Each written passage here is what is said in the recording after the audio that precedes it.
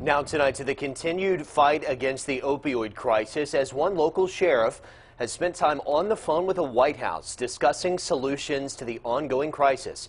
CBS 42's Michael Clark live in Birmingham tonight after talking with that sheriff and a recovering addict, all of it to try to find a solution. Michael.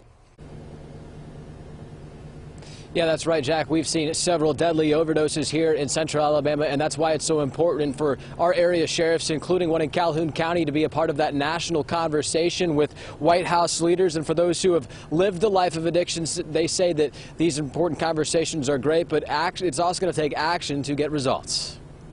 And it wasn't until around 25 till I found opiates. Alex Briggs says he's been clean for 12 years, but it wasn't easy. Found out heroin was cheaper than buying Lortabs and got hooked on heroin. His story of early substance abuse eventually leading to heroin, like many others across the country. It's a problem so large it's gained the attention of White House leaders who held a teleconference with law enforcement officers across the country this week. I was invited and didn't want to miss any opportunity to be able to be a part of maybe a solution. From Anniston, Calhoun County Sheriff Matthew Wade says even smaller communities aren't immune to the problem. 2018, 336 calls to our 911 center for people overdosing. Got a child that plays sports and gets injured.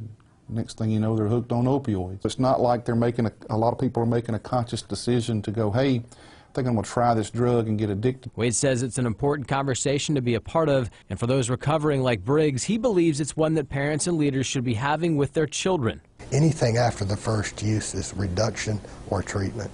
So you got to start early, and it needs to be doubled up on transitional years, like the year before you go to junior high, the year before you go to high school, because that's when you're going to have the biggest peer pressures. Even though it's a topic Briggs and Sheriff Wade may approach from different perspectives, they have a lot of common ground. 22 other million people in America right now with a substance use disorder.